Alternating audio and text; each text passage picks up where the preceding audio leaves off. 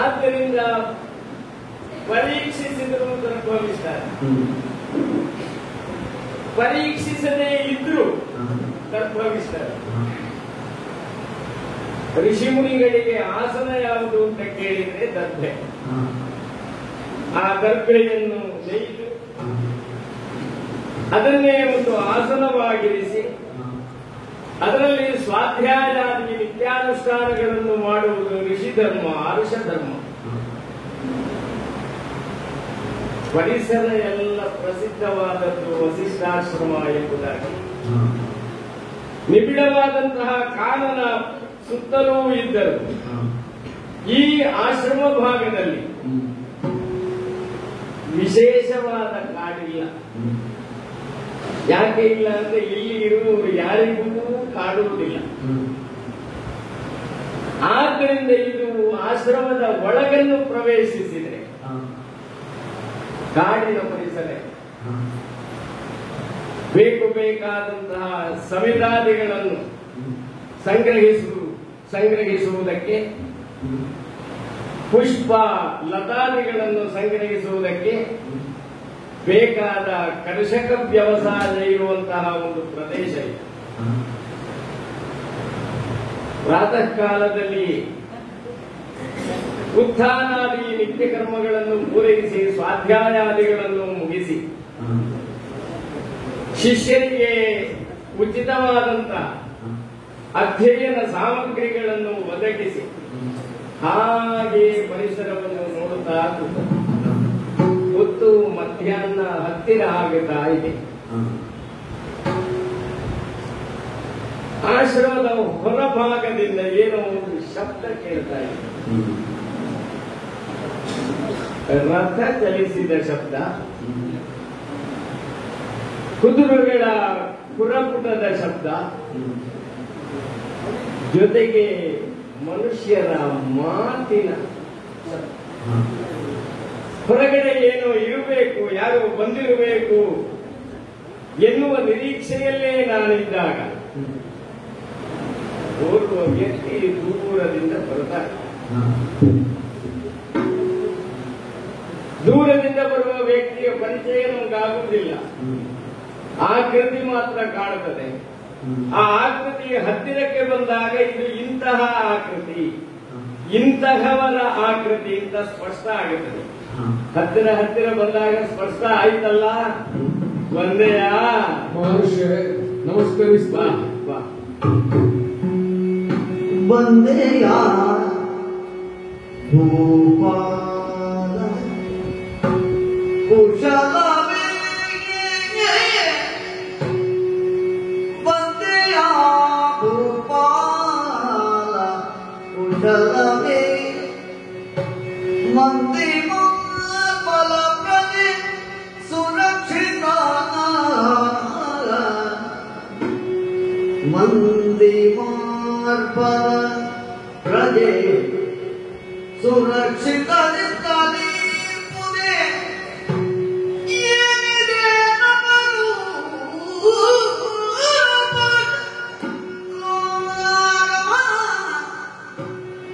ಏನಿದೆ ನಮರೂ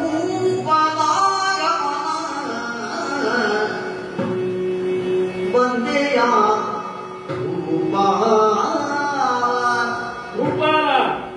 ನಂದನನು ಸಹಿತವಾಗಿ ಸೇವೆಗಳಿಂದ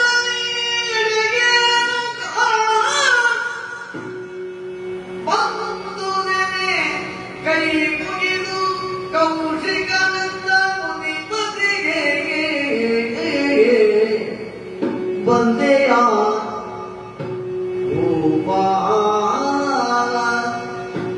ಕುಶಲವಿಗೆ ಮತ್ತೆ ಫಲಪ್ರದೆ ಸುರಕ್ಷಿತನಿದ್ದಲ್ಲಿ ಪುದೆಗೆ ಬಂದೆಯ ಗೋಪಾಲ.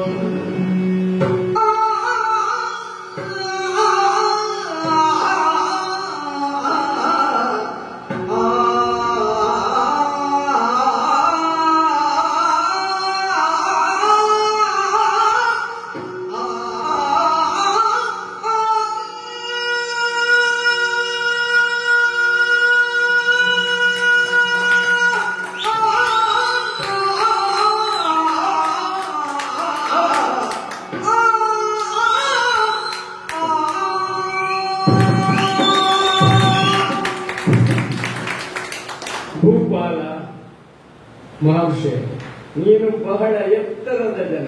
ಅಷ್ಟೇ ಎತ್ತರಕ್ಕೆ ಮುಟ್ಲಿಕ್ಕೆ ನಮ್ಮಿಂದ ಆಗುವುದಿಲ್ಲ ಸ್ವಾಮಿ. ನೀನು ಏರಿದಷ್ಟು ನನಗೂ ಏರ್ಲಿಕ್ಕೆ ಆಗುವುದಿಲ್ಲ. ನಮ್ಮದು ಏನಿದ್ರು ಕೆಳಗಿನ ಸ್ಥಳವೇ, ಕೆಳಗಿನ ಸ್ಥಾಯಿ. ಹಾಗಿದ್ರು ಒಂದು ಪರಂಪರೆ ಬೇಕಲ್ಲ. ನಿಮ್ಮಟ್ಟು ದೊಡ್ಡದಲ್ಲ ಅಂತ ಸಂಪ್ರದಾಯಬದ್ಧವಾಗಿ ನಾವು ಮಾತನಾಡಬೇಕು. ಆದ್ದರಿಂದಲೇ ದೂರದಿಂದ ಗಮನಿಸಿದೆ, ಆಕಾರ ಗೊತ್ತಾಯಿತು, ಆದ್ರೆ ಯಾರದ್ದು ಅಂತ ಗೊತ್ತಾಗಲಿಲ್ಲ. ಸಮೀಪಕ್ಕೆ ನೀನು ಐದಿದಾಗ ಇದಿಂತಹ ಎನ್ನುವುದು ಪರಿಚಯಕ್ಕೆ ದೊರೆಯುತ್ತದೆ. ಹಾಗೆಯೇ ಆಯಿತು. ದರ್ಭವಿಸ್ತರದಲ್ಲಿ ಕುಳಿತವನಾಗಿ ಹೊರಭಾಗೆಯನ್ನೇ ನೋಡುತ್ತಾ ಕುಳಿತಿದ್ದೆ. ಆವಾಗ ಸ್ವಲ್ಪ ಧ್ವನಿ ಕೇಳಿತು. ಮೊದಲು ರಥ ಸಂಚಾರದ ಧ್ವನಿ, ಕುದುರೆಗಳ ಕುರಪುಟದ ಧ್ವನಿ, ಆಮೇಲೆ ಒಂದು ಸಣ್ಣ ಭಾಷೆಯಲ್ಲಿ ಹೇಳುವುದಾದರೆ ಮನುಷ್ಯರ ಗುಸು ಗುಸು ಮಾತು. ಆಶ್ರಮದ ಸಮೀಪ ಧ್ವನಿ ಹಾಗೆ ಇರ್ತದೆ. ಇವತ್ತಲ್ಲ ಏನು ಅಂತ ನಮ್ಗೆ ಗೊತ್ತಾಗದಿದ್ರೆ ಹೇಳುವುದದು. 4 ಜನ ಕೂತು ಮಾತನಾಡ್ತಾ ಇರುವಾಗ ನಮಗೆ ಅವರ ಮಾತು ಏನು ಅಂತ ಅರ್ಥ ಆಗದೆ ಇದ್ರೆ ಅದು ಕುಸು ಕುಸು ಮಾತು. ನಮ್ಮಲ್ಲೆಲ್ಲ ಏನು ಅಂತ ಅರ್ಥ ಆಗಬಾರದು ಎಂಬುದಕ್ಕಾಗಿ ಹಾಗೆ ಮಾತಾಡೋದು. ಅದು ಒಳ್ಳೆದು. ನಮ್ಮಲ್ಲಿ ಹಾಗೆ ಹಾಗೆಯೇ ಬಂದವನನ್ನು ಉಪಚರಿಸಬೇಕು. ಒಂದು ಸಂಪ್ರದಾಯದಲ್ಲಿ ಒಂದು ಶಬ್ದವೇ ಇದೆ, ಉಭಯ ಕುಶಲೋಪರಿ ಸಾಂಪ್ರತ. ಉಭಯ ಕುಶಲಗಳನ್ನು ಮಾತನಾಡಿದ ಅನಂತರ ಸಾಂಪ್ರತ ವಿಷಯ ಏನು? ಸರಿ, ಸಾಂಪ್ರತ ವಿಷಯಕ್ಕೆ ಬರಬೇಕಾದ್ರೆ ಮೊದಲು ಉಭಯ ಕುಶಲೋಪರಿ ಆಗಬೇಕು. ಆದ್ದರಿಂದ ಕೆಲವು ಪ್ರಶ್ನೆಗಳು ಹುಟ್ಟಿಕೊಂಡರು. ಬಂದೆಯ ಭೂಪಾಲ, ನೀನು ಭೂಪ. ಸಾಧಾರಣವಾಗಿ ತಿರುಗಾಟ ಇರುವವರಲ್ಲ. ಕೆಲವು ಸಂದರ್ಭಗಳಲ್ಲಿ ದಿಗ್ವಿಜಯಕ್ಕೋಸ್ಕರ ತಿರುಗಾಟ ಮಾಡುವುದು, ಆಮೇಲೆ ದೇಶದ ಪರಿಸ್ಥಿತಿಯನ್ನು ಅರಿತುಕೊಳ್ಳುವುದಕ್ಕೆ ಗೂಢಚರರ ಜತೆಯಲ್ಲಿ ನಗರ ಸಂಚಾರ ಉಂಟು. ಗೂಢಚರರಾಗಿಯೂ ರಾಜನಾಗಿಯೂ ಎರಡೂ ರೀತಿಯಲ್ಲಿಯೂ ಸಂಚಾರ ಮಾಡುವುದು. ಅದರ ಹೊರತಾಗಿ ರಾಜನಿಗೆ ಸಂಚಾರ ಕಡಿಮೆ.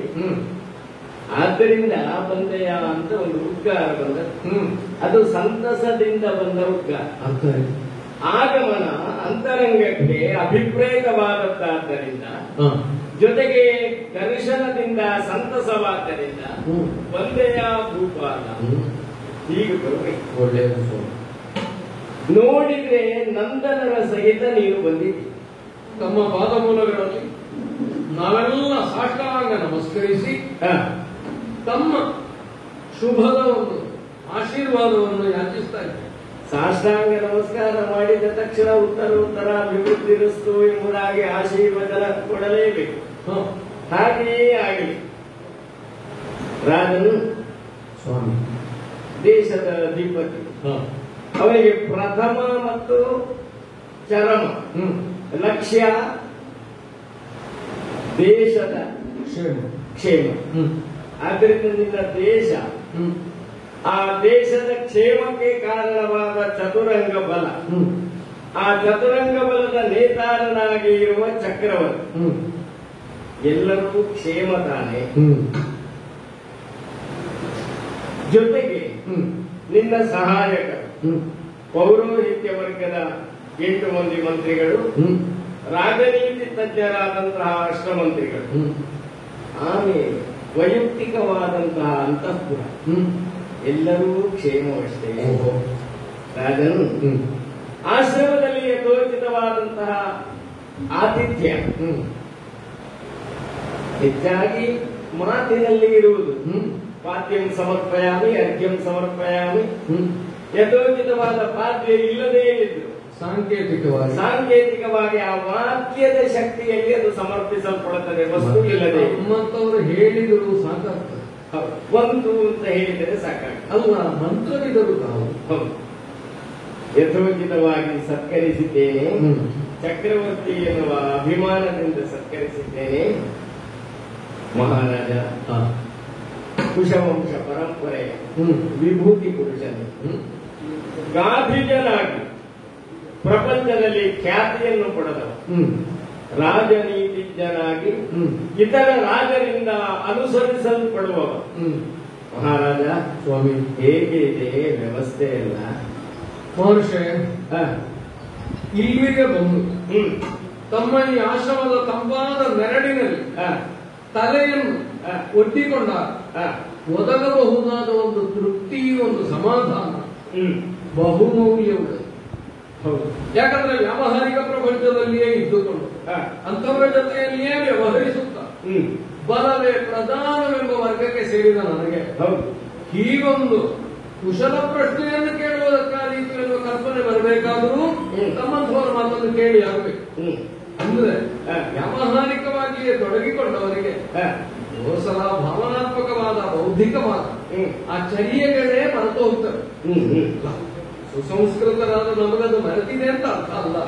ಆದ್ರೆ ನಿತ್ಯ ಬಳಕೆಯಲ್ಲಿ ಇಲ್ಲದೇ ಇದ್ದದ್ದನ್ನು ಬಹುವಿರಳವಾಗಿ ಕೇಳಿದಾಗ ಅದು ಆನಂದ ತುಂಬಿಲವಾದ ಒಂದು ಸ್ಥಿತಿಗೆ ನಮ್ಮನ್ನು ಮುಟ್ಟಿ ಅದು ಪ್ರಭಾವಿಸ್ತದೆ. ಹರ್ಷಚಿತ್ತನಾಗಿದ್ದೇನೆ ಸ್ವಾಮಿ. ತಾವು ಸಾಂಕೇತಿಕ ಅಂತ ಅಂದರೂ ಪೂರ್ಣ ತೃಪ್ತಿಯನ್ನು ಪಡಬಹುದಾದ ಅಂತರಂಗದ ವಿಸ್ತಾರ ತಮ್ಮ ಮಾತಿನಲ್ಲಿ ಧ್ವನಿತವಂತಲ್ಲ. ಇದಕ್ಕಿಂತ ಹೆಚ್ಚಿಗೆ ಇದ್ದೇನೆ. ಆದ್ರೆ ತಾವೊಂದು ಕೇಳಿದ್ರು, ಎಲ್ಲರೂ ಕುಶಲವೇ, ಎಲ್ಲರೂ ಕುಶಲ. ಯಾಕಂದ್ರೆ ತಮ್ಮಂಥವರ ಆಶೀರ್ವಾದದ ರಕ್ಷೆಯನ್ನು ನಮ್ಮ ಮೇಲೆ ಆಡುತ್ತಿರುವಾಗ ಕುಶಲವಲ್ಲದೆ ಇನ್ನೇ ಹಾಗೆ ಅಂತ ಬರೋಣದ ಬಗ್ಗೆ ಒಂದು ಕುತೂಹಲ ಉಂಟು ತಮಗೆ. ಭೂಪಾಲ ಬಂದೆಯ ಭೂಪಾಲ ಎಂಬಲ್ಲಿ ಬಂದೆಯಲ್ಲ ಎಂಬ ಸಮಾಧಾನ ಉಂಟಾದ್ರೂ ಬಂದೆಯ ಅಂದ್ರೆ ಯಾಕೆ ಬಂದೆ, ಏನು ಅಂತ ಈ ಪ್ರಶ್ನೆಯೂ ಸೇರಿಯೇ ಇರುವುದರಿಂದ ಧ್ವನಿ ವ್ಯತ್ಯಾಸ ಆದ ತಕ್ಷಣ ಅರ್ಥ ವ್ಯತ್ಯಾಸ ಆಗ್ತದೆ. ತಮ್ಮ ಮಾತಿನಲ್ಲಿ ಆ ಅರ್ಥ ಛಾಯೆಗಳು ಅದರಷ್ಟಕ್ಕದೇ ಹೊಸದಾಗಿ ಹೊಸದಾಗಿ ಕಾಣಿಸ್ತಾ ಇರ್ತವೆ. ಮರಿಯ ನಾನು ಮುದಿ ಮೌಳಿಗೆ ಬೇಟೆಗೆ ಕೂತ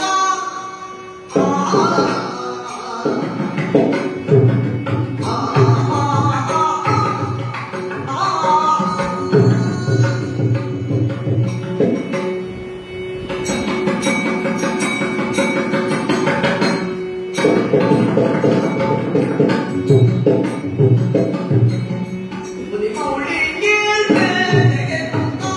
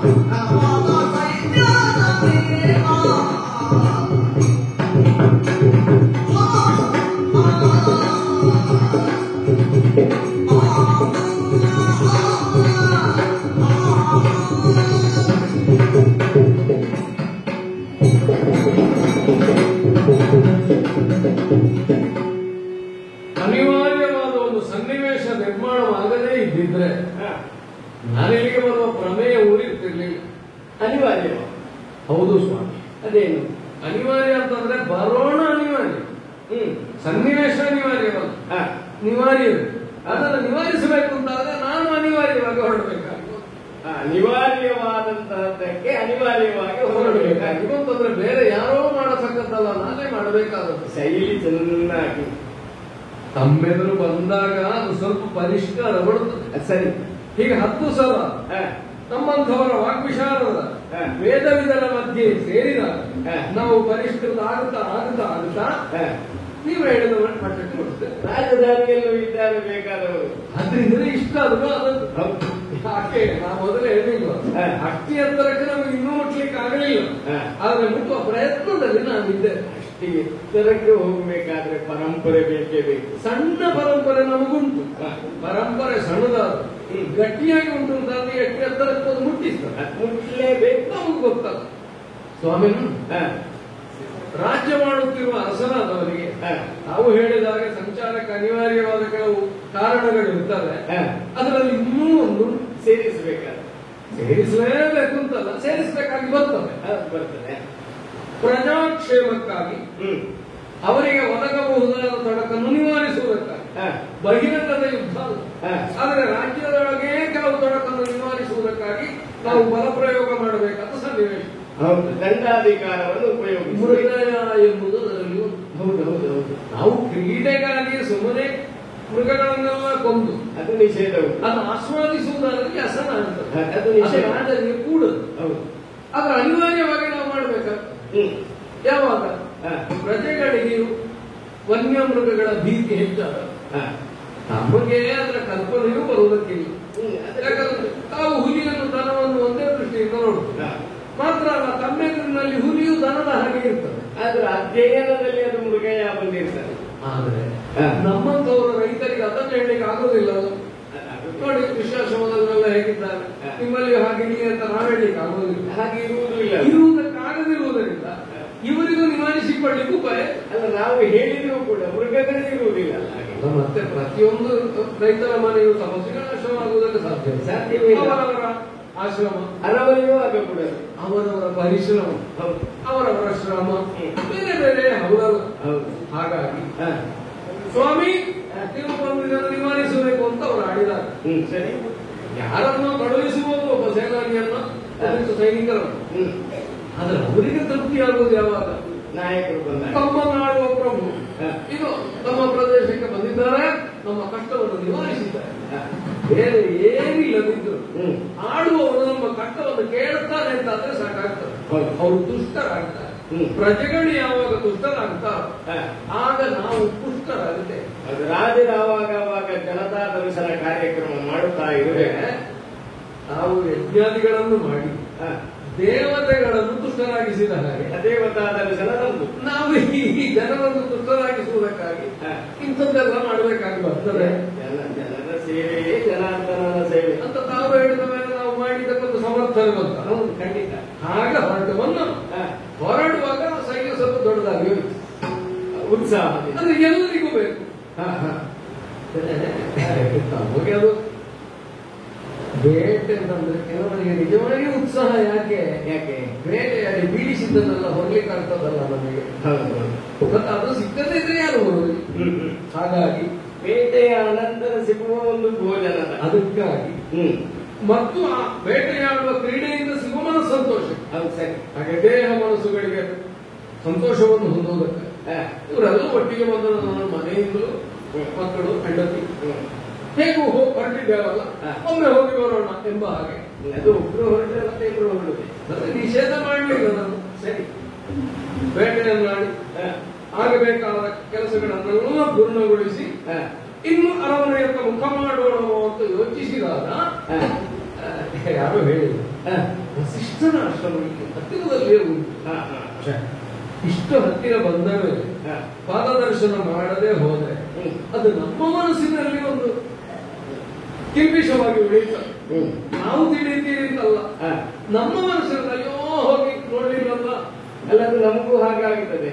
ರಾಜಧಾನಿಗೆ ಒಂದು ವೇಳೆ ಬಂದ್ರೆ ಹೌದು, ರಾಜದರ್ಶನ ಮಾಡದೆ ಬರಲಿಕ್ಕೆ ನಮ್ಮ ಮನಸ್ಸು ಒಪ್ಪುವುದಿಲ್ಲ. ಹಾಗಾಗಿ ಗುರುಪೀಠವನ್ನು ಕಾಣದೆ ಹೋದ್ರೆ ಗುರುಗಳ ಆಗ್ರಹಕ್ಕೆ ಪಾತ್ರರಾಗ್ತೇವೆ ಅಂತಲ್ಲ, ಪಾತ್ರರಾದೇವ ಎಂಬ ಭಾವ ನಮಗೆ ಬರುವುದರಿಂದ. ಸರಿ ಸ್ವಾಮಿ ತಮ್ಮ ದರ್ಶನಕ್ಕಾಗಿ ಇವರನ್ನೆಲ್ಲ ಕೂಡಿಕೊಂಡು ಬಂದಿದ್ದೇನೆ. ದರ್ಶನ ಆಯಿತು, ತಮ್ಮ ಆಶೀರ್ವಾದವೂ ಬಂತು. ಇನ್ನು ಅಯ್ಯ ಇನ್ನಿಂದ ಹೊರಡುವುದು ಅಂತ ಹೇಳುದು ಅಪ್ಪಣೆ ಆದ್ರೆ ಈಗ ಮೃಗಯ ಎನ್ನುವ ವ್ಯವಹಾರಕ್ಕೆ ಹೊರಟದ್ದು. ಹೌದು, ಅದೆಲ್ಲ ಪಂಚಾಂಗ ನೋಡಿಯೇ ಹೊರಟದ್ದು. ನಮ್ಮಲ್ಲಿದ್ದಾರಲ್ಲ ಮೃಗಯಿರುವಾಗ ನಾವು ನೋಡದೆ ಹೊರಳಿಗೆ ಉಪಾಯ. ಮೃಗಯ ಮುಹೂರ್ತ ಅಂತ ಇದೆ, ಆ ಮುಹೂರ್ತ ನೋಡಿ ಎಲ್ಲ ಹೊರಟದ್ದು. ಮತ್ತೆ ಅವರು ಇರುವುದೇ ಅದನ್ನು ಹೇಳಲಿಕ್ಕಲ್ಲ. ಈಗ ಮೃಗಯ ಮುಹೂರ್ತವನ್ನು ನೋಡಿ ಹೊರಟ ತಿಥಿಯೇ ಬದಲಾವಣೆ ಆಗಿದೆ.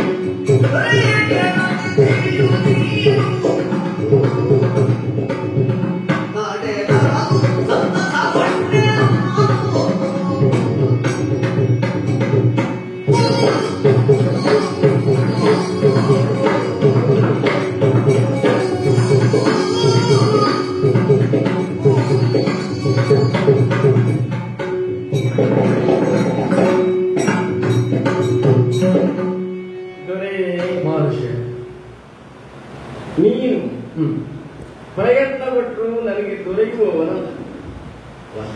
ಬೇಕು ಅಂತಾದ್ರೆ ನಾವು ಪ್ರಯತ್ನ ಮಾಡಬೇಕಾಗೇ ಇಲ್ಲ. ನಾನು ನನಗೆ ಕಾಣಬೇಕಾಗಿದೆ ಅಂತ ಹೇಳಿ ಕಳುಹಿಸಿ ಬರುವ ಅವಕಾಶ ನಿನಗಿರಬೇಕು. ಅವಕಾಶ ಇಲ್ಲದೆ ಇದ್ರೆ ಹೇಳಿ ಕಳುಹಿಸಿದ್ರು ಬರುವುದಕ್ಕಿಲ್ವಲ್ಲ, ಅಥವಾ ನಾನೇ ಬರಬೇಕು. ಸುಲಭದಲ್ಲಿ ನಿತ್ಯ ದರ್ಶನಕ್ಕಿದ್ದ ವಿಷಯ ಅಲ್ಲ.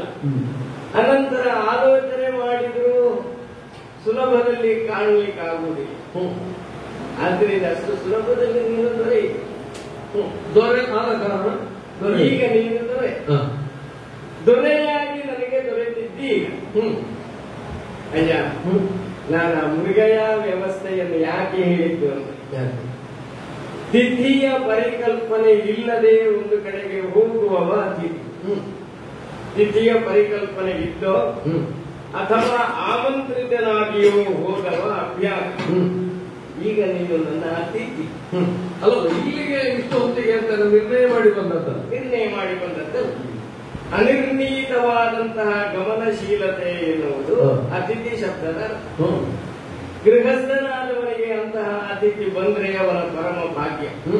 ಅದು ಮಧ್ಯಾಹ್ನದ ಹೊತ್ತಿನಲ್ಲಿ ಬಂದ್ರೆ ಹಾಗೆ ಕಳುಹಿಸುವುದಕ್ಕೆ ಕಳುಹಿಸಿದ್ರೆ ಗೃಹಸ್ಥ ಧರ್ಮಚ್ಯುತನಾಗಬೇಕಾಗಿದೆ.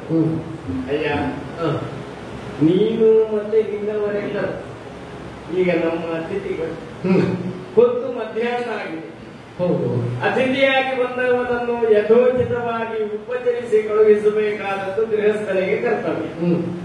ಆದ್ದರಿಂದ ನೀವು ಕೇವಲ ವಾಯಿ ಮಾತಿನ ಆಶೀರ್ವಾದದಿಂದ ತೃಪ್ತನಾಗಿ ಹೊರಡುವುದಕ್ಕೆ ಆಗುವುದಿಲ್ಲ ಅಂತ ಆತಿಥ್ಯವನ್ನು ಸ್ವೀಕರಿಸಿ ಅನಂತರ ಒಂದು ಸ್ವಲ್ಪ ಹೊತ್ತು ವಿಶ್ರಮಿಸಿ ಆಮೇಲೆ ಹೋಗಬಹುದು. ಮಹಾರಾಜ ವಸಿಷ್ಠ ಮುಖದಿಂದ ಇಷ್ಟು ಬರ್ತದೆ ಎಂಬುದು ನಮಗೆ ಸಾರ್ಥಕವಾದ ನಾನೊಂದು ಒದಗಿಸ್ತೇನೆ.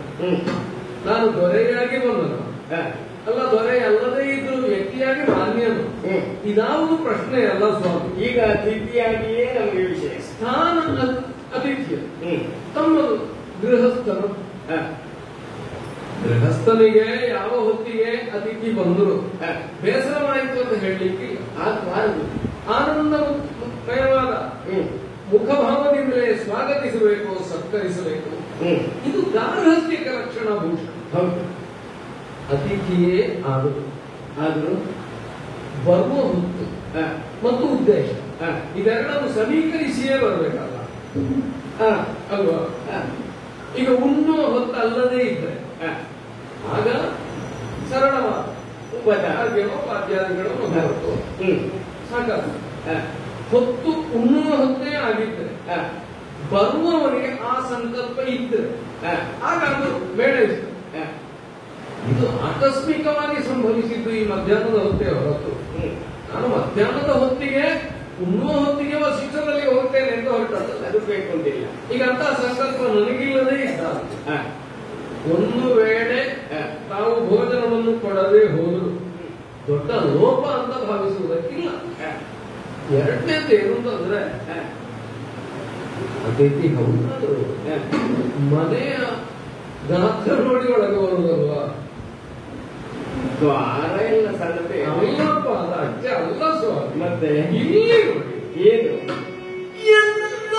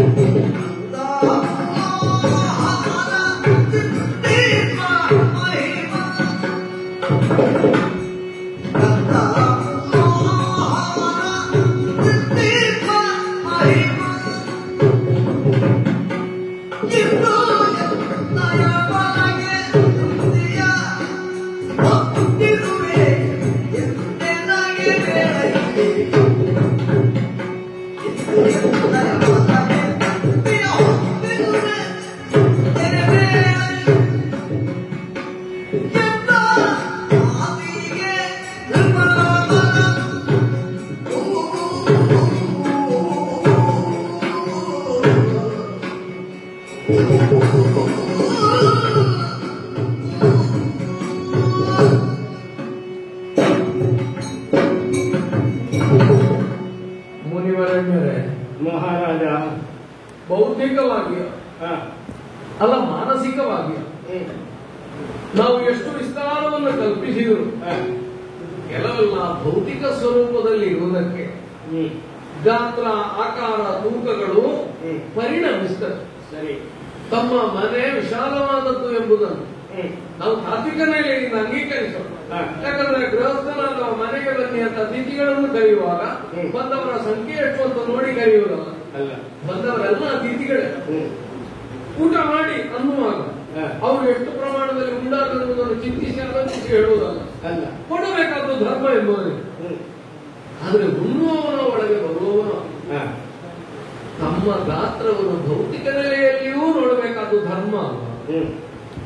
ಯಾಕಂದ್ರೆ ಬಡಿಸುವುದಕ್ಕೆ ಹೊರಟಾಗ 4 ಎಲೆಗೆ ಬಡಿಸಿದ ಮೇಲೆ 5 ಮಾಡಿದ್ದೇ ಸಾಕಾಗುವುದಿಲ್ಲ ಅಂತ ಹಾಗಾಗುವಾಗ ಅದನ್ನು ಕೂತು ಆಲೋಚನೆ ಮಾಡಬೇಕಲ್ಲ, ಕೂರುವುದಕ್ಕೆ ಮೊದಲೇ ಆಲೋಚನೆ ಮಾಡಬೇಕು. ಸರಿ. ಯಾಕಂದ್ರೆ ಕೊಡುವ ಆಲೋಚನೆ ಮಾಡಿ ಹೊರಟಲ್ಲಿ ಚಿಮಣತೆ ಹಾಗಾಗಬೇಕು. ಕೂತವನಿಗೆ ಆ ಪ್ರಜ್ಞೆ ಇರಬೇಕಾದ್ರೆ ಮತ್ತು ನಾನು ತಮಗಿಂತ ಎತ್ತರದಲ್ಲಿ ಕಡಿಮೆ ಅಂತ ನಾ ಹೇಳಿದ್ದು ಸುಮ್ಮನೆ ಅಲ್ಲ. ನಾವು ಕ್ಷತ್ರಿಯ, ನಮಗೆ ಪರಿವಾರ ಬಿಟ್ಟ ಅಭ್ಯಾಸ ನೋಡಿದ್ರ, ಬರೇ ನನ್ನ ಕುಟುಂಬ ಮಾತ್ರ, ಒಟ್ಟಿಗೆ ವಿಸ್ತಾರವಾದ ಸೈನ್ಯವೂ ಬಂದಿದೆ. ಪರಿವಾರ ನಮ್ಮೊಂದು ಕಡಿಮೆ ಏನಲ್ಲ, ಆದರೆ ನಮ್ಮ ಬದ್ಧತೆ ಮತ್ತು ನಿಮ್ಮ ಬದ್ಧತೆ ಬೇರೆ. ಅದೇ. ಯಾಕಂದ್ರೆ ನಮಗೆ ಅವರಿಗೆ ಕೊಡುವುದು ಬದ್ಧತೆ. ಏನನ್ನು ಹೊಟ್ಟೆ ತುಂಬಿಸುವುದಕ್ಕೆ ಬೇಕಾದ್ರೆ ನಿಮ್ಮ ಪರಿವಾರದವರಿಗೆ ನೀವು ಕೊಡಬೇಕಾದ ಹೊಟ್ಟೆ ತುಂಬಿಸ್ಲಿಕ್ಕಲ್ಲ, ಬುದ್ಧಿ ತುಂಬಿಸ್ಲಿಕ್ಕೆ ಅಲ್ವಾ? ನಮಗೆ ಈ ಹೊಟ್ಟೆ ತುಂಬಿಸಿಕೊಡಬೇಕಾದವರು ಒಟ್ಟಿಗಿರುವಾಗ ನಾವು ಉಣ್ಣಬೇಕಾದ್ರೆ ಮೊದಲೇ ಅವರಲ್ಲಿ ಏನೋ ವ್ಯವಸ್ಥೆ ಉಂಟು ಅಂತ ನೋಡಿ ಅಭ್ಯಾಸ. ಇಲ್ಲದಿದ್ರೆ ನಾವು ನಮ್ಮ ಯಜಮಾನಿಕೆಯನ್ನು ಬಿಟ್ಟುಕೊಡ್ಬೇಕಾಗ್ತದೆ. ದೊಡ್ಡ ಪರಿವಾರ, ವಸಿಷ್ಠಾಶ್ರಮ ಶ್ರೀಮಂತ. ಯಾವ ನೆಲೆಯಿಂದ? ಬೌದ್ಧಿಕ ನೆಲೆ. ಸರಿ, ನಾವು ಸಾಧಿಸಿದ ಎತ್ತರ ಅಡ್ಡಿ ಎತ್ತರ. ಆದ್ರೆ ನಮ್ಮ ಸೈನಿಕರಿಗೆ ಅದೆಲ್ಲ ಬೇಕಾಗ್ತದೆ. ಅವರಿಗೆ ಹೊಟ್ಟೆ ತುಂಬ ಉಣಿಸಬೇಕಾ? ಅಕ್ಕಪಟ್ಟಿಗೆ ನಾವು ಅವರಿಂದ ತಗೊಂಡೇ ಬರುವುದು. ನಮ್ಮಂತವರು ಹೊರಡುವ ಮಧ್ಯದಲ್ಲಿ ಭೋಜನಕ್ಕೆ ಏನು ಬೇಕು ಅದನ್ನು ಇನ್ನೊಂದೇ ಬಂಡಿಯಲ್ಲಿ ತುಂಬಿ ತರುವ ಕ್ರಮ ಉಂಟು. ಆದ್ರೆ ಇಲ್ಲಿಗೆ ಬಂದ ಮೇಲೆ ನಾವು ಅದನ್ನು ಉಡುತ್ತೇವೆ ಅಂತ ಹೇಳಲಿಕ್ಕೂ. ಹಾಗಾಗಿ ಅವರನ್ನೆಲ್ಲ ಕಾಲದ ಒಳಗೆ ಕೂಡಿಸಿ ಉಣಿಸುವುದು ಎಷ್ಟಾದ್ರೂ ಶ್ರಮದಾಯಕ. ಎಲ್ಲ ಬಿಡಿಸಿ ಹೇಳುವುದಾದ್ರೆ ಬೇಕಾದಷ್ಟು ತೆಗೆದು ಕೊಡಲಿಕ್ಕೆ ಭಕ್ಷ್ಯ ಭೋಜ್ಯ ಅನ್ನಾದಿಗಳು ನಮ್ಮನ್ನಾದ್ರೂ ಇರಬೇಕು. ಇಲ್ಲದೆ ಇದ್ರೆ ಕೊಡ್ಲಿಕ್ಕೆ ಸಂಗ್ರಹ ಮಾಡಿ ಇಟ್ಟುಕೊಡುವ ತಾವು ತಂದವ ಮೂಲು ಫಲವು ಆಯಾ ಕಾಲಕ್ಕೆ ಯಾವುದು ಲಭ್ಯವೋ ಅದು ನಿಮ್ಮ ಶಿಷ್ಯವರ್ಗ ತಂದದ್ದು ಶಿಷ್ಟಾಚಾರ ಲಕ್ಷಣ. ನಾವು ಹಾಗಲ್ಲ, ನಮ್ಮಲ್ಲಿದ್ದವರಿಗೆ ಕಂದ ಮೂಲ ಫಲ ಅಂತಂದ್ರೆ ಅವರಿಗೆ ನಡುವೆ ತಿಳ್ಲಿಕ್ಕಾಗಿತ್ತು. ಅವರು ಊಟದ ಹೊತ್ತಿಗಲ್ಲ, ತಮಗೆ ಊಟ ಬೇರೆ, ಊಟ ಬೇರೆ, ಹೌದು, ಇದು ಉಪಭೋಜನ ಬೇರೆ ಉಂಟು. ಹಾಗಾಗಿ ಅವರನ್ನು ತೃಪ್ತಿಪಡಿಸುವುದು ಕಷ್ಟ, ಒಂದು ಅಗತ್ಯವೂ ಇಲ್ಲ. ಯಾಕಂದ್ರೆ ನನ್ನೊಟ್ಟಿಗೆ ಬಂದವರಿಗೆಲ್ಲ ವಸಿಷ್ಠಾಶ್ರಮದಲ್ಲಿ ಊಟ ಉಂಟು ಅಂತ ನಾನೇ ಹೇಳಿದ್ದ. ಹಾಗೆ ಕರ್ಕೊಂಡು ಹಾಗೆಂತ ನಾನು ಉಂಟು ಅವರಿಗೆ ಇಲ್ಲ ಅಂತ ಮಾಡ್ಲಿಕ್ಕೆ ಆಗುದು, ಅದು ನಮಗೂ ಸರಿಯಾಗುತ್ತೆ. ಇದರಿಂದ ನಾವು ಕ್ಷಮಿಸಬೇಕು. ವ್ಯವಸ್ಥೆ ಸಾಕಾಗಲಿಕ್ಕಿಲ್ಲ ಅಂತ ನಮ್ಮ ಬುದ್ಧಿಗೆ ತೋರ್ತದೆ. ಸರಿ, ನಾವು ಹೊರಡುತ್ತೇವೆ ಆಗಲಿಕ್ಕೆ. ಮಹಾರಾಜ Yeah.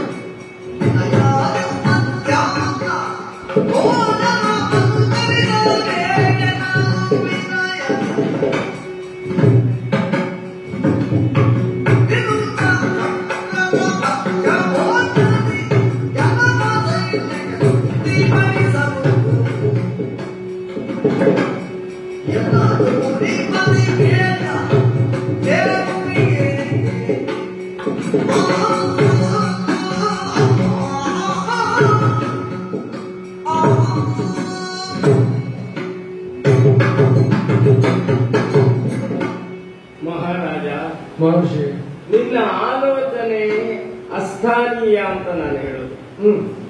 ಸಹಜವಾಗಿ ಬರುವ ಭಾವಗಳು, ಆಲೋಚನೆಗಳು. ವಸಿಷ್ಠಾಶ್ರಮಕ್ಕೆ ಮಧ್ಯಾಹ್ನ ಹೊತ್ತಿನಲ್ಲಿಯೇ ಹೋಗಬೇಕು, ಮಧ್ಯಾಹ್ನದ ಭೋಜನ ಅಲ್ಲಿಯೇ ಮಾಡಬೇಕು ಎನ್ನುವ ಒಂದು ಸಂಕಲ್ಪದಿಂದ ನೀನು ಬಂದವನೇನು ಅಲ್ಲ ಅಂತ ಹೇಳಿ ಅಲ್ವೇ? ಖಂಡಿತ. ಆದರೆ ಆಶ್ರಮಕ್ಕೆ ನೀನು ಬಂದ ಹೊತ್ತು ಮಧ್ಯಾಹ್ನ ಅತಿಥಿ ಪೂಜೆಯನ್ನು ಮಾಡಬೇಕಾದ ಕಾಲ. ಅದೇ ಸಾಯಂಕಾಲ ಬಂದ್ರೆ ಭೋಜನದ ಆತಿಥ್ಯ ಬೇಕು ಅಂತೀವಿ, ಪ್ರಾತಃ ಕಾಲದಲ್ಲಿ ಬಂದ್ರೆ ಭೋಜನದ ಆತಿಥ್ಯ ಬೇಕು ಅಂತೀವಿ. ಆ ಕಾಲಕ್ಕೆ ಯಾವ ಆತಿಥ್ಯವೋ ಕಾಲಕ್ಕೆ ಸಾಧುವಾದ ಆತಿಥ್ಯ. ಮಧ್ಯಾಹ್ನಕ್ಕೆ ಒಬ್ಬ ಅವನಿಗೆ ಭೋಜನದ ಸಂಕಲ್ಪ ಇಲ್ಲದೆಯೂ ಗೃಹಸ್ಥನೋರ್ವನ ಮನೆಗೆ ಬಂದ್ರೆ ಗೃಹಸ್ಥನ ಕರ್ತವ್ಯ ಏನು? ಅವರಿಗೆ ಭೋಜನವನ್ನು ಕೊಡುವುದು. ಇಲ್ಲದೆ ಇದ್ರು ಪಂಚಯಜ್ಞವೇ ಆ ದಿನದ್ದು ಪೂರ್ಣ ಆಗುವುದಿಲ್ಲ. ಪಂಚಯಜ್ಞ ಪೂರ್ಣ ಆಗಬೇಕಾದ್ರೆ ಅದರಲ್ಲಿ ಒಂದಾಗಿರುವಂತಹ ಅತಿಥಿ ಪೂಜನವನ್ನು ಗೃಹಸ್ಥನಾದವ ಮಾಡಲೇಬೇಕು. ಬಂದವನಿಗೆ ಉದ್ದೇಶ ಉಂಟೋ ಇಲ್ಲವೋ, ಅವನಿಗೆ ಸಂಕಲ್ಪ ಉಂಟೋ ಇಲ್ಲವೋ ಎನ್ನುವುದು ಪ್ರಧಾನವಾಗುವುದಿಲ್ಲ. ಪ್ರಧಾನವಾಗುವುದವ ಅತಿಥಿಯಾಗಿ ಅವನನ್ನು ಗೃಹಸ್ಥ ಕಂಡಿದ್ದಾನೆ. ಕಂಡವನು ಆತಿಥ್ಯವನ್ನು ಮಾಡಬೇಕಾದದ್ದು ಅವನ ಕರ್ತವ್ಯ. ಈ ನೆಲೆಯಲ್ಲಿ ನಾನು ಹೇಳಿದೆ ಮಹಾರಾಜ, ನಿನಗೆ ಬಂದ ಸಂಕೋಚ ನನಗೆ ಅರ್ಥ ಆಯಿತು. ತಾವು ಆತಿಥ್ಯವನ್ನು ಒದಗಿಸುವುದಕ್ಕೆ ಮುಂದಾದಲ್ಲಿ ನಮ್ಮ ಔದಾರ್ಯ ನಮಗೆ ಅರ್ಥ ಆಗ್ತದೆ, ಮತ್ತೊಂದು ಕರ್ತವ್ಯವನ್ನು ನೆಲೆಯಿಂದ ತಾವು ವ್ಯವಹರಿಸುವುದು ಅರ್ಥ ಆಗ್ತದೆ. ಅನುಕೂಲ ಬೇಕಲ್ವ ಅಂದ್ರೆ ನಿನ್ನ ಸಂಕೋಚ ನನಗೆ ಅರ್ಥ ಆಯ್ತು. ಶಿಷ್ಟಾಚಾರ ಎಂಬ ಒಂದು ಪರಂಪರೆಯನ್ನು ಪಾಲಿಸುವವರು ಋಷಿಮುನಿಗಳು ಸಾಧಾರಣವಾಗಿ ಕುಂಭೀ ಧಾನ್ಯರು, ಅಂದ್ರೆ ಒಂದು ಕುಂಭದಲ್ಲಷ್ಟೇ ಧಾನ್ಯಗಳನ್ನು ಸಂಗ್ರಹಿಸಿ ಇಡುವವರು.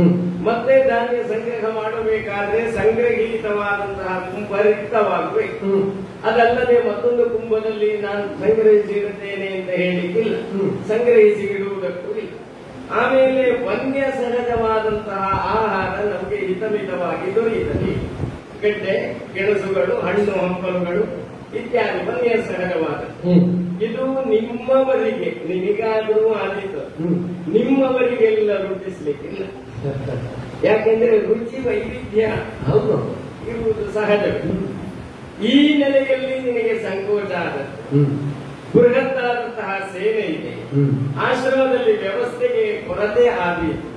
ಆಮೇಲೆ ಆತಿಥ್ಯವೇ ಪರಿಪೂರ್ಣವಾಗದೆ ಒಂದು ಪ್ರಚಾರವಾಗುವುದಕ್ಕೆ ಅವಕಾಶ ಕೊಟ್ಟ ಹಾಗೂ ಆಗುತ್ತದೆ ಇತ್ಯಾದಿ. ಭೋಜನವನ್ನು ಕೊಟ್ಟು ಉಣ್ಣುವುದಕ್ಕೆ ಕೂಡ ಅತೃಪ್ತನಾಗಿ ಹೋಗುವುದಕ್ಕಿಂತ ಕೊಡದಿರುವುದೇ ಕ್ಷೇತ್ರ. ತೃಪ್ತನಾಗಿ ಹೋದ್ರೆ ಗೃಹಸ್ಥನಿಗೆ ಬೇರೆ ಶಾಪ ಬೇಡ ಅಲ್ವಾ? ಅದುವೇ ದೊಡ್ಡ ಶಾಪ. ಯಾಕೆ ಅಂದ್ರೆ ಅದು ಹಾಗೆಯೇ ನಿರ್ಣಯ ಮಾಡಿದ್ದಾರೆ. ಅಗ್ನಿದೇವನೇ ಅತಿಥಿಯ ಸ್ವರೂಪದಲ್ಲಿ ಬರ್ತಾನೆ ಗೃಹಸ್ಥನ ಮನೆಗೆ. ಗೃಹಸ್ಥನಿಂದ ಅವನು ಭಗ್ನಾಶನಾದರೆ ಈ ಗೃಹಸ್ಥನ ಉಪಾಸನೆಯ ಅಗ್ನಿಯೇ ಹೊರಟು ಹೋಗುತ್ತದೆ ಅಂತ ಹೇಳ್ತಾರೆ. ನಮಗರ್ಥ ಆಗ್ತದೆ, ಇವರಿಗೆ ಅದು ಗೊತ್ತಾಗುವುದಿಲ್ಲ. ಅಷ್ಟು ಪ್ರಬುದ್ಧರಲ್ಲ ಅವರು. ಈಗ ನಿನಗೆ ಯಾವ ರೀತಿಯಲ್ಲಿ ನಾನು ಸತ್ಕಾರ ಮಾಡಿದರೂ ನಿನಗೆ ತೃಪ್ತಿ ಆಗ್ತದೆ. ಏನು ಕೊಟ್ಟರು ಅಂತ. ಯಾಕೆ ನಿನಗೆ ರೀತಿಗಳು ಅರಿತಿವೆ. ಆಶ್ರಮದ ಸ್ವಭಾವ ಇತ್ಯಾದಿಗಳು ನಿನಗೆ ಪರಿಚಿತವಾಗಿವೆ, ಅವರಿಗೆ ಪರಿಚಿತವಾಗಿಲ್ಲ. ಈ ನೆಲೆಯಲ್ಲಿ ನಿನಗೆ ಸಂಕೋಚ ಆದದ್ದು ಸಹಜವೇ. ಯಾವ ಸಂಕೋಚವೂ ಬೇಡ. ಯಾವ ಆಲೋಚನೆಯನ್ನು ನೀನು ಮಾಡಬೇಕಾಗಿಲ್ಲ. ಇಷ್ಟು ದೊಡ್ಡ ಲಕ್ಷ ಲಕ್ಷ ಸಂಖ್ಯೆಯಲ್ಲೇ ಇರುವ ನಿನ್ನ ಚತುರಂಗ ಸೇನೆ, ಆ ಸೇನೆಯಲ್ಲಿರುವ ಆನೆಗಳಿಗೂ ಕುದುರೆಗಳಿಗೂ ಮತ್ತೆ ನಿನ್ನ ಪರಿವಾರಕ್ಕೆ ಅವರಿಗೆ ಯಾವುದನ್ನು ತಿಂದರೆ ರುಚಿಯಾಗುತ್ತದೆ ಅಂತ ಸೋಪಸ್ಕರವಾದಂತಹ ಭೋಜನದ ವ್ಯವಸ್ಥೆ ವಸಿಷ್ಠಾಶ್ರಮದಲ್ಲಿ ಮಾಡಲ್ಪಡುತ್ತದೆ. ಅದನ್ನು ಸ್ವೀಕರಿಸಿಯೇ ಅನಂತರ ತೆರಳುವುದು. ಅದು ಇಂದಿಗೆ ನಾನು ಪ್ರತಿ ಮಾತಾಡಿದರೆ ನಿಮ್ಮ ಮೇಲೆ ಸಂಶಯ ಪ್ರಕಟಿಸಿದ ಹಾಗಾಗ್ತದೆ. ಆದ್ರಿಂದ ನಾವು ಸಿದ್ಧರಾಗುವುದಷ್ಟೇ. ಸಿದ್ಧರಾಗಿ ಬನ್ನಿ. ಒಳ್ಳೆಯದು.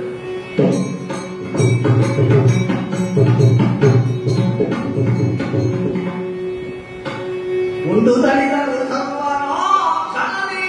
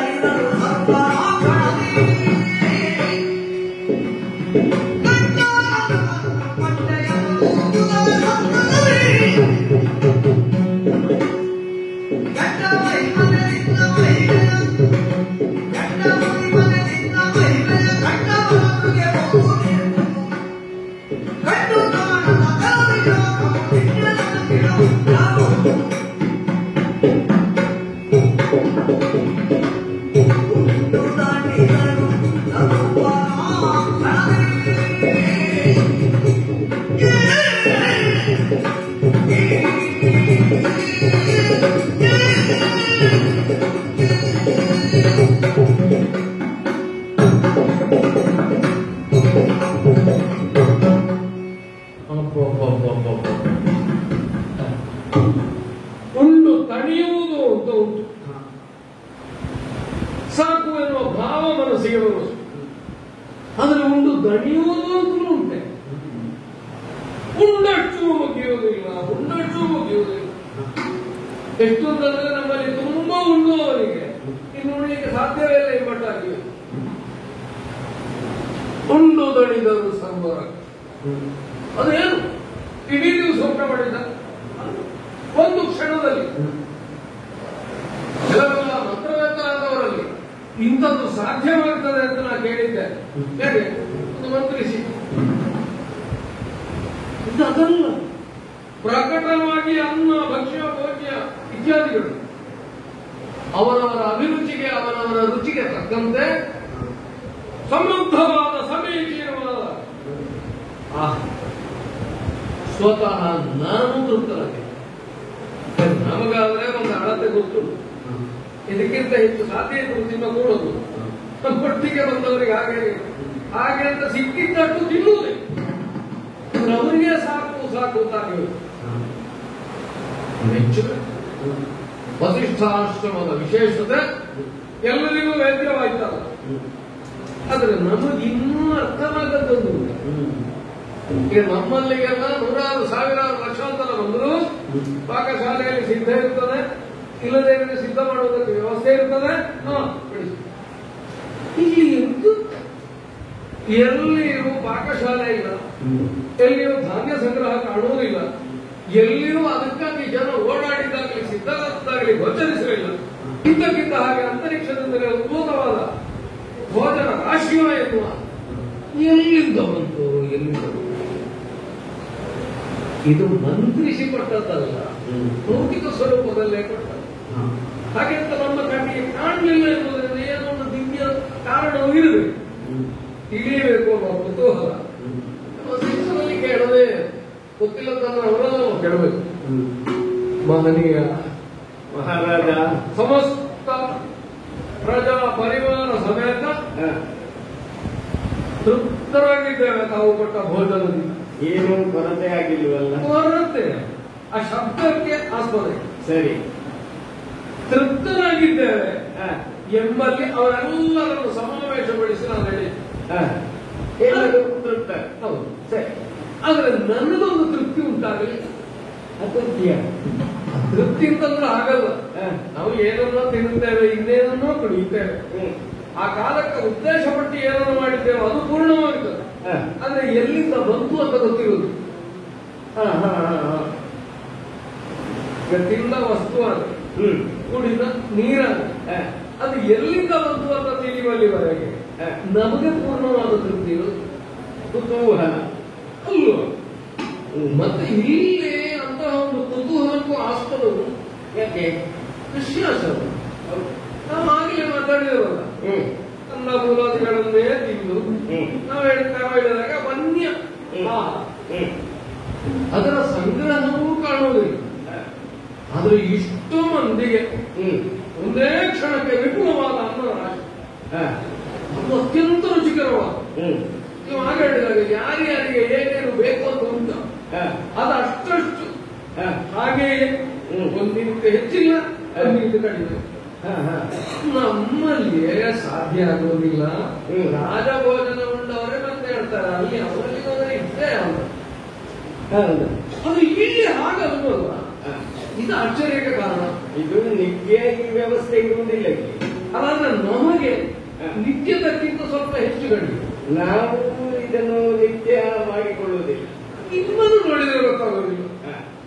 ನಾವು ಹಾಗಲ್ಲ, ನಾವು ನಿತ್ಯವೂ ಇಂಥದ್ದನ್ನೇ ಉಣ್ಣುವುದು.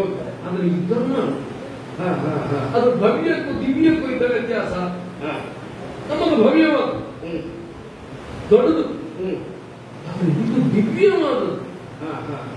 ಏನು ಸ್ವಾಮಿ, ಏನು ಕೈ ತೊಳಿಲಿಕ್ಕೆ ಮನಸ್ಸು ಬರುವುದಿಲ್ಲ ಅಂದ್ರೆ ಆ ಪರಿಮಳ. ಆದ್ರೆ ತೊಳೆದ ಮೇಲೆ ಹೋಗ್ಬೇಕು.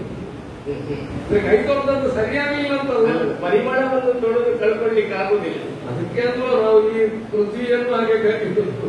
ಸ್ವಾಮಿ, ಈ ಆನಂದಮಯವಾದ ಒಂದು ಭೋಜನವನ್ನು ಕೊಡುವುದಕ್ಕೆ ಅಂಥವರಿಗೆ ಹೇಗೆ ಸಾಧ್ಯ ಆಯಿತು ಅಂತ ಒಂದು ಕುತೂಹಲ ಉಂಟು. ಒಂದು ಉತ್ತರ ಸಿಕ್ಕಿದ್ರೆ ಅದು ಪೂರ್ಣ ತೃಪ್ತಿ ಆಗ್ತದೆ. ಕುತೂಹಲವನ್ನು ತಣಿಸದೇ ಇದ್ರೆ ಈ ಭೋಜನವು ಸಮರ್ಪಕ ಆಗುವುದಿಲ್ಲ ಅಂತ ಕಾಣ್ತದೆ. ಅಲ್ಲ, ನಿಯಮವೇ ಹಾಗೆ. ಈ ಭೋಜನ ಯಾಕೆ ಕುತೂಹಲ ಹುಟ್ಟಿದ್ದು ಭೋಜನ ವಿಷಯ. ಹೌದು. ಅವಾಗ ಭೋಜನ ವಿಷಯದಲ್ಲಿ ಏನೇನು ಕುತೂಹಲ ಹುಟ್ಟಿಕೊಳ್ಳುತ್ತದೆ ಭೋಜನೋತ್ತರ ಕಾಲದಲ್ಲಿ ಅದನ್ನು ಭೋಜನ ದಾತ್ರೆ ಪರಿಹರಿಸಬೇಕಾದದ್ದು ಆತಿಥ್ಯ ಧರ್ಮದಿಂದ ಸಹಜವಾದ ಭೋಜನ ಕಾರಣವಾಗಿ ಹುಟ್ಟಿದ್ದು.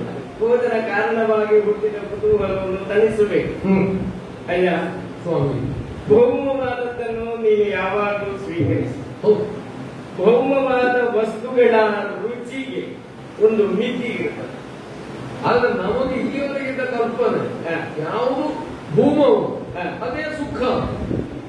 ಭೌಮವಾದದ್ದು ಭೂಮಿಯಲ್ಲಿ ಸುಖವೇ. ಆದರೆ ಇಲ್ಲಿ ಉಂಡ ಮೇಲೆ ಅದನ್ನು ಹಾಗೂ ಒಂದು ಆಲೋಚನೆ ಬಂದ್ರೆ ಅದು ತಪ್ಪಲ್ಲ. ಕೆಲವೊಮ್ಮೆ ಏನಾಗುತ್ತದೆ ಅಂದ್ರೆ ಒಂದು ಪವಿತ್ರವಾದಂತಹ ಸಾಧು ನಿಷೇಧಿತವಾದ ಪ್ರದೇಶಕ್ಕೆ ಹೋದಾಗ ಅದು ಭೌಮವಾದರೂ ಅಲ್ಲಿ ದಿವ್ಯಾನುಭವ ಆಗುತ್ತೆ. ದಿವ್ಯವೇ ಆಗಬೇಕು ಅಂತಿಲ್ಲ ದಿವ್ಯಾನುಭವಕ್ಕೆ.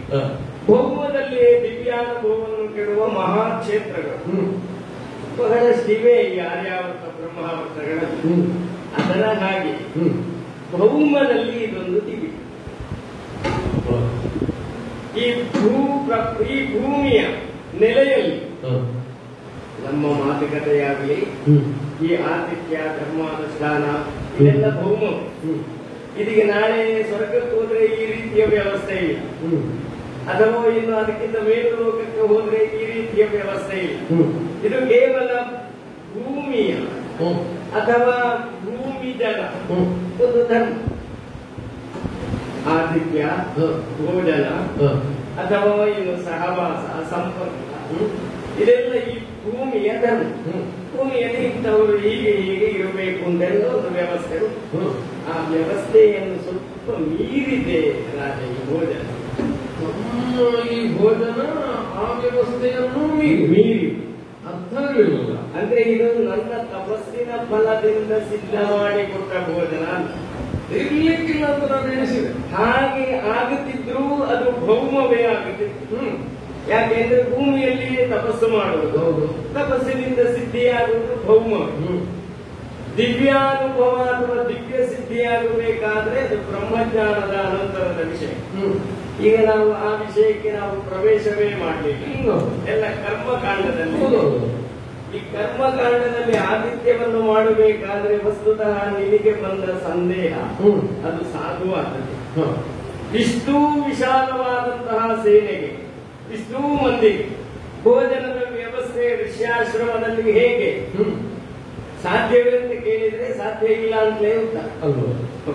ವಸಿಷ್ಠ ಅಲ್ಲ, ನನ್ನ ಹಾಕಿದ್ದ ಇನ್ನೊಬ್ಬ ಬಂದರೂ ಕೂಡ ಈ ಭೋಜನ ಸಿದ್ಧ ಮಾಡಿ ಕೊಡುವುದಕ್ಕಾಗುವುದಿಲ್ಲ.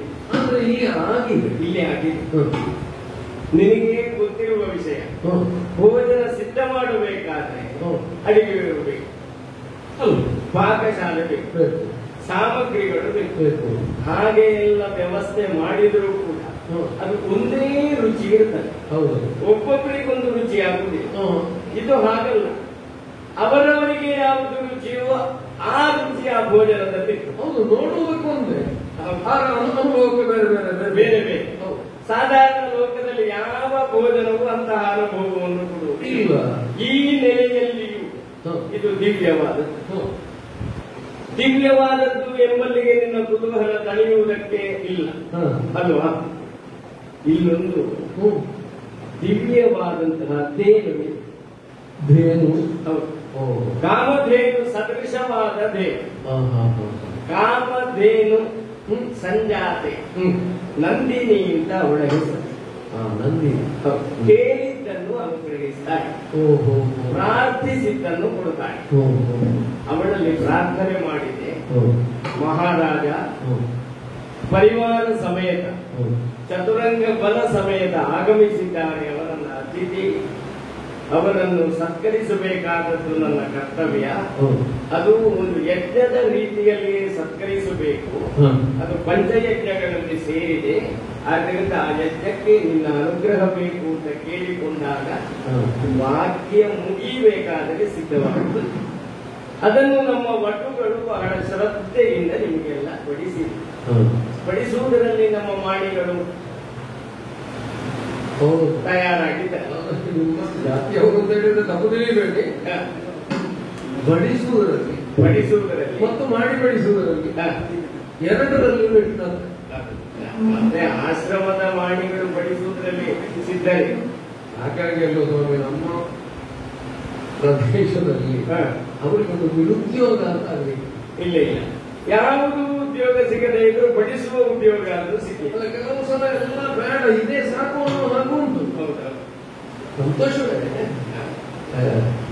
ಆ ನೆಲೆಯಲ್ಲಿ ಇದು ದಿವ್ಯ ಅಂತ ಹೇಳಿ ಇದು ಈ ಭೋಜನಾದಿಗಳನ್ನೆಲ್ಲ ಕೊಟ್ಟದ್ದು ಧೇನು, ನಂದಿನಿ ನಾಮಕವಾದ ಧೇನು, ಕಾಮಧೇನುವಿನ ಸಂತಾನವಾದ ಧೇನು. ಇದು ಭೋಜನ ಅಂತಲ್ಲ, ಕೇಳಿದ್ದನ್ನು ಕೊಡಬಹುದಾದ ಕಾಮಧೇನು ಅಲ್ವ?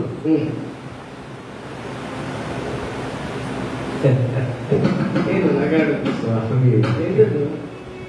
ಸ್ವಾಮಿ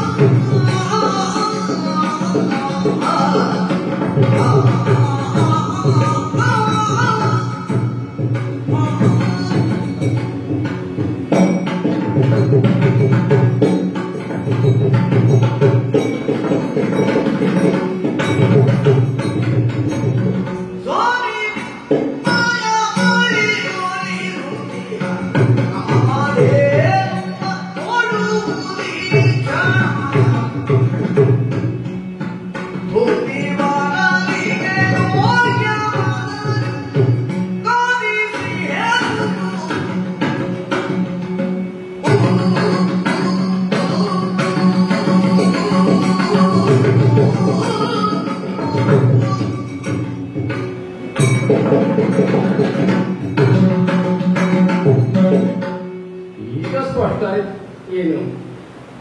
ಸ್ವಾಮಿ ಪರಿವಾರ ದೊಡ್ಡದು ಹೇಗೆ ಕೊಡ್ತೀರಿ ಅಂತ ನಾನು ಹೇಳಿದ ಮಗಳು, ನೀನು ಚಿಂತಿಸಬೇಡ ನಾನು ಕೊಡ್ತೇನೆ ಅಂತ ನೀವು ಹೇಳಿದ್ರಿ. ಆ ದೇವಿನ ಬಳ್ಳಿಯಲ್ಲಿ ಹೋಗಿ ಏನೋ ಯಾಚಿಸಿದ್ರಿ, ಅನುಗ್ರಹಿಸಿ. ಅದೇ ಅಲ್ಲ ನನಗೆ ಅಪೇಕ್ಷಿಸಿದ್ದನ್ನು ಕೊಡುವುದರಿಂದ ಕಾಮದು. ಈಗ ನಮ್ಮಂಥವರಲ್ಲಿ ಧೇನು ಏನು ಈ ಕಾಮ ಉಂಟು, ಅದನ್ನು ಒದಗಿಸಬಹುದಾದ ಧೇನು ನಿಮ್ಮಲ್ಲಿ ಧೇನು ಉಂಟು. ನಿಜವಾಗಿ ನಿಮಗೆ ಏನಾದರೂ ಬೇಕು, ಕಾಮ ಉಂಟ ಅಲ್ವ? ನನಗೆ ಕಾಣುವುದು ಇಂತಹ ಒಂದು ದಿವ್ಯವಾದ ಬೇಕಾದ್ದನ್ನು ಕ್ಷಣಾರ್ಧದಲ್ಲಿ ಒದಗಿಸಬಲ್ಲ ಒಂದು ಧೇನು. ಈಗ ನಿಮ್ಮಂಥವರಿಗೆ ಧೇನು ಒಂದು ಮಾಧ್ಯಮವಾಗಿ, ಅದು ಇಲ್ಲದೇ ಇದ್ರೆ ಏನು ಕೊಡ್ಲಿಕ್ಕಾಗುವುದಿಲ್ಲ ಎಂಬ ಅಸಹಾಯಕತೆಯಾಗಲಿ, ಅಥವಾ ಅದು ಇರುವುದರಿಂದ ನಿಮಗೆ ಯಾವ ಅರ್ಹತೆ ಬೇಡ ಎಂಬ ಸ್ಥಿತಿಯಾಗಲಿ. ಯಾಕಂದ್ರೆ ವಸಿಷ್ಠನ ತಪಶಕ್ತಿ, ವಸಿಷ್ಠನ ಯೋಗ್ಯತೆ ಪ್ರತ್ಯೇಕ. ಅದು ಒಂದು ಧೇನುವಿಗಿಂತ ಹೆಚ್ಚಾಗಲಿಕ್ಕೂ ಇಲ್ಲ, ಕಡಿಮೆ ಆಗಲಿಕ್ಕೆ. ಧೇನು ಹಾಗೆ ಅದು ಸ್ವಯಂ ಯೋಗ್ಯತೆ ಉಳ್ಳದು, ಕೇಳಿದ್ದನ್ನು ಕೊಡ್ತದೆ. ಅದಕ್ಕೂ ಅದಿರುವ ಸ್ಥಳದಿಂದಲಾಗಿ ಯೋಗ್ಯತೆಯಲ್ಲಿ ವ್ಯತ್ಯಾಸ ಆಗಲಿಕ್ಕೆ ದೇವಲೋಕದಲ್ಲಿ ಇರುವುದು. ಹಾಗೆ ನೀವು ಇಲ್ಲಿ ಹೋಗ್ತದೆ. ಇದನ್ನೆಲ್ಲ ಆಲೋಚಿಸುವಾಗ ನನಗೆ ಕಾಣುವುದು ಇಂಥದ್ದೊಂದು ಕಾಮವೇ ಅಧಿಕವಾದ, ಬೇಡಿಕೆಯೇ ಹೆಚ್ಚಿರು, ಮತ್ತು ಅದರ ಮೂಲಕವಾಗಿಯೇ ಉಳಿದವರನ್ನು ತಣಿಸಬೇಕಾಗಿದೆ. ಒಂದು ರಾಜಪೀಠಕ್ಕೆ ಹೀಗೊಂದು ಮಾಧ್ಯಮ ಒದಗಿ ಬಂದರೆ ರಾಜ್ಯದ ಪ್ರಜೆಗಳಿಗೆ ಎಷ್ಟು ಸುಖಾದೀತು ಅಂತ ಆಲೋಚನೆ ಮಾಡಿದರು. ಹೌದು, ಬರೀ ಹೊಟ್ಟೆಗೊಂದಿಟ್ಟು ಅನ್ನ ಕಲ್ಲನ ಹೇಳಿ ಮತ್ತೆ ಅವರ ಕಾಮನೆಗಳನ್ನೆಲ್ಲ ತಣಿಸಬಹುದು. ಜಗತ್ತಿನಲ್ಲಿರುವ ಆಡಳಿತಗಾರನಾಗಿ ನನಗೆ ಕಾಣುವುದೇನೋ ಅಂತ, ಜಗತ್ತು ಹಾಳಾಗಲಿಕ್ಕೆ ಕಾರಣವೇ ಅತೃಪ್ತವಾದ ಕಾಮ. ಸರಿ, ಕೇವಲ ಶಾರೀರಿಕವಾದ ಅನ್ನದ ವಿಷಯಕವಾದ ಬೇರೆ ಬೇರೆ ನೆಲೆಗಳಿಂದ ಯಾವುದು ಕಾಮನೆಯಾಗಿ ಕಾಣುತ್ತದೆ ಅದನ್ನು ತೀರಿಸಿಕೊಳ್ಳುವುದಕ್ಕೆ ದಾರಿ ಕಾಣದೇ ಇದ್ದ ಮನುಷ್ಯ ಮತ್ತೆ ದಾರಿ ಮಾಡಲಿಕ್ಕೆ ಹೊರಡ್ತಾನೆ. ಇರುವ ದಾರಿಯಲ್ಲಿ ಹೋದರೆ ಮಂತ್ರವು ಎಲ್ಲವೂ ಸುವಂತವಾಗಿರ್ತದೆ. ಇಲ್ಲದಲ್ಲಿ ದಾರಿ ಮಾಡುವುದು ಇರುತ್ತದೆ. ಯಾಕೆ? ತನ್ನ ಕಾಮವನ್ನು ಈಡೇರಿಸಿಕೊಳ್ಳುವುದಕ್ಕೆ, ಅದನ್ನು ತೀರಿಸುವುದಕ್ಕೆ ನಮಗೆ ಸಾಧ್ಯವಾಯಿತು ಅಂತ. ಈ ರಾಜ್ಯದಲ್ಲಿ ಕ್ಷೋಭೆ ಉಂಟು, ಜನರ ನಡುವೆ ಸಂಘರ್ಷ ಉಂಟು, ಅವರವರಿಗೆ ಬೇಕಾದ್ದು ಸಿಗ್ತದೆ. ಉಣ್ಣುವಾಗಲೇ ನೋಡಿಸೋಣ, ಪಡಿಸ್ತಾರೆ. ಯಾವುದು ಒಂದು ಸಿಹಿ ಆದ ಒಂದು ಭಕ್ಷ್ಯ ಒಬ್ಬನಿಗೆ ಹೆಚ್ಚು ಬೇಕು ಅಂತ ಇರ್ತದೆ, ಇನ್ನೊಬ್ಬನಿಗೆ ಬೇಡ ಬೇಡ ಅಂತ ಇರ್ತದೆ. ಎಲ್ಲರ ಎಲೆಗೂ ಸಮಾನವಾಗಿ, ಮತ್ತೊಬ್ಬರಿಗೆ ಬೇಡವೇ ಬೇಡ. ಹೌದು, ಬೀಳುವುದು ಮೂವರ ಎಲೆಗೂ ಸಮಾನವಾಗಿ. ಈಗ ಹೆಚ್ಚು ಬೇಕು ಅಂತಿದ್ದವನಿಗೆ ಅದನ್ನು ತೆಗೆದುಕೊಳ್ಳಿಕ್ಕಾಗುತ್ತದೆ. ಆಗ ಅವನಿಗೆ ಮತ್ಸರ ಬರಲ್ಲ, ಅವನಿಗೆ ಸಿಕ್ಕಿ ಇವರಿಗೂ ಸಂಕಟ ಆಗ್ತದೆ. ಅಯ್ಯೋ, ನನ್ನ ಎಲೆಗೆ ಒಂದು ಬಿಟ್ಟಲ್ಲ, ಬಿಡಬೇಕಲ್ಲ ನಾನೀನು. ನಿಮ್ಮಲ್ಲಿ ಹಾಗಲ್ಲ. ಯಾರಿಗೆ ಹೆಚ್ಚು ಬೇಕು, ಏನು ಬೇಕು, ಅದು ಅಷ್ಟೇ ಅದೇ ಅಲ್ಲಿ ಇಡಿ. ಅದು ಬಡಿಸಿದವರ ತಾಕತ್ತೆ. ಆದರೂ ಆ ವಸ್ತುವಿನೊಂದು ಯೋಗ್ಯತೆ ಉಂಟು.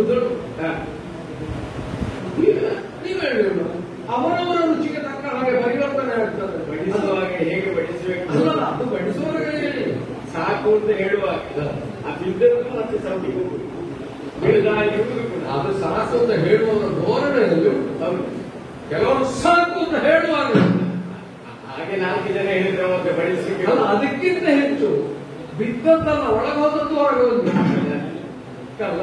ಆಸೆಗೆ ಹೇಳಿದ್ದಾರೆ, ಬಡಿಸುವವರು ಪ್ರಮಾಣ ನಿರ್ಣಯ ಮಾಡಬಹುದು, ಹೌದು, ರುಚಿ ನಿರ್ಣಯ ಮಾಡಲಿಕ್ಕೆ ರುಚಿ ನಿರ್ಣಯ ಅವರದ್ದೆಲ್ಲ ಸೌಟಿಗೂ ಗೊತ್ತಿಲ್ಲ.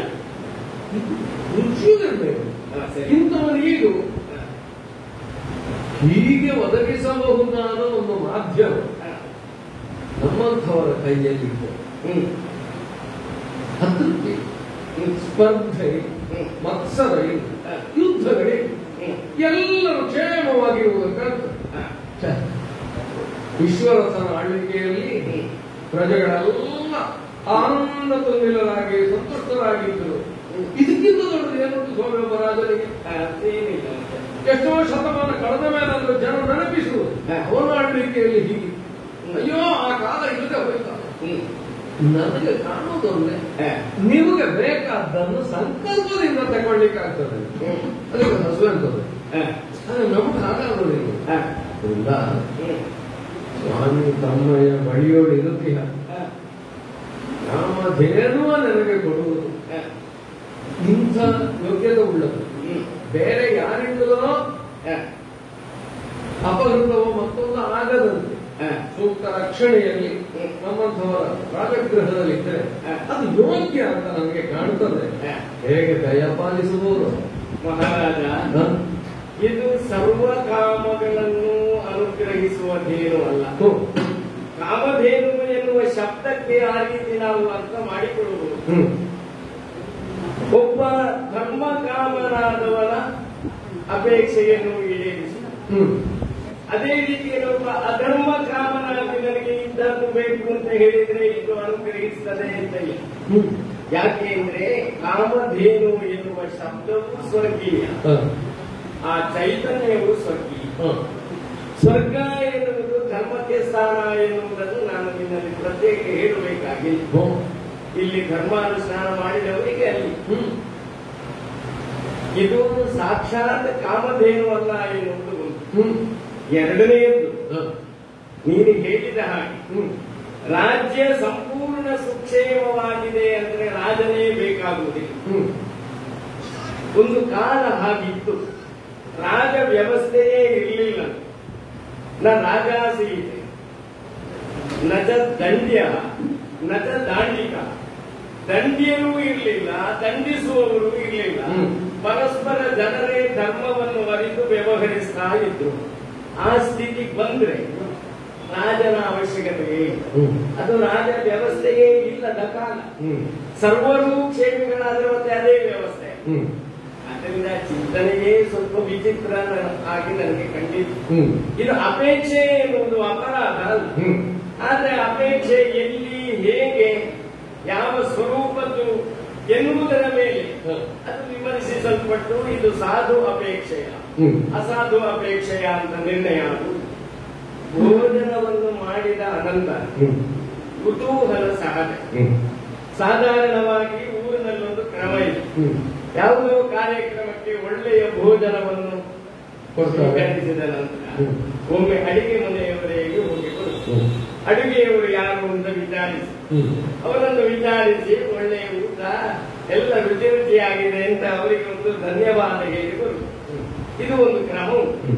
ಇದು ಊರಿನಲ್ಲಿ ಜನಪದದಲ್ಲಿ ಇರುವ ಕ್ರಮ.